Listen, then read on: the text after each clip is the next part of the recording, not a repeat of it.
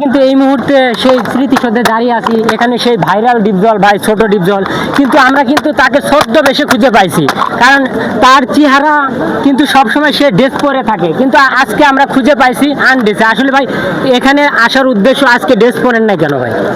আজকে ড্রেস পরে নাই, প্রচুর রোদ তো, এই কারণে আর কি। আচ্ছা, ইদানিং আপনাকে বর্তমানে টিকটক মিলন মেলাতে দেখা যাচ্ছে না কেন ভাই?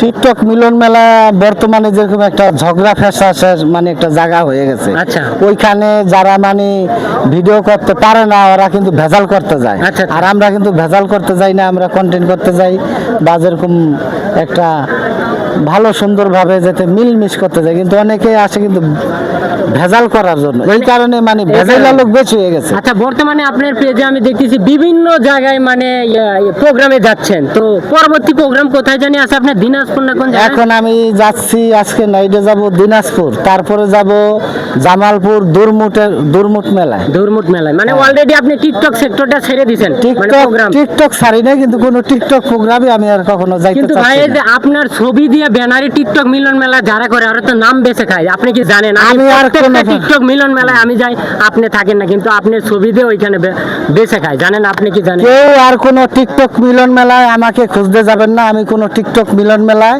যাব না। আমাকে লাখ টাকা দিলেও আমি আর কখনো যাব না। ওইখানে যারা অযোগ্য লোক ওদের ছবিটা উপরে দিয়ে রাখে, আবার ওরাই ফুলের মালা নেয়, ওদেরকে কেউ চেনে না, ওরা নেক, সেটা কোনো কথা না। মানে যারা একটু যোগ্য লোক তাদেরকে কিন্তু মানুষ দেখতে যায়, কিন্তু ওরাই ওইখানে যেরকম প্রভু হইয়া দাঁড়ায়। এই কারণে আমি একটি কথাই বলবো, আপনারা কেউ কোনো পার্কে বা কোনো টিকটক মিলন মেলায় আমাকে আপনারা দেখতে পাবেন না। আচ্ছা, যেহেতু অনেকদিন হলো আপনার ভাইরাল ডায়লগ গুলো শোনা হয় না, আজকে দুই তিনটা একটু ডিপজলের ভাইরাল ডায়লগ কিছু দিবেন ভাই, আমরা শুনবো আর কি। কারণ ড্রেস পরা অবস্থায় একটা আসে আর কি, এই অবস্থা তবুও নর্মাল ভাবে একটু বলেন আমরা শুনি। আচ্ছা, আর এই জায়গায় কিন্তু অতি প্রথম যে আসি ওসম কিন্তু তুমি কিন্তু আমার মোবাইলই করছিলে, হ্যাঁ, আমি ভিডিও ভাইরাল করে দিয়েছিলাম, ওটা মিলিয়ন না, মানুষ দেখছিল মনে হয়। হ্যাঁ, তুমি কিন্তু যেরকম ধরছিলা আমার মোবাইলটা, ওইখানে কিন্তু তোমার সাথে আমার প্রথম দেখা। আচ্ছা, হ্যাঁ, সেখান থেকে পরিচয়। ওই টাইম থেকে পরিচয়। আর ওই কয়টা ভিডিও কিন্তু যেই ভিডিও করছে কোটি কোটি মানুষ ভিডিও করে দেখছে, তাই না? হ্যাঁ, অবশ্যই। আবার আজকে কিন্তু অনেকদিন পরে অনেকদিন পর দেখা সাক্ষাৎ হয়, 1.5 বছর এরকমই হবে। 1.5 বছর আর কি হয় নাই, 1.5 বছর এরকম। তো আজকে আবার আসলাম একটু ঘুরতে, অনেক গরম তো, তাই কি বলবা? এই দুই তিনটা ডায়লগ বা দুইটা বললেই হবে।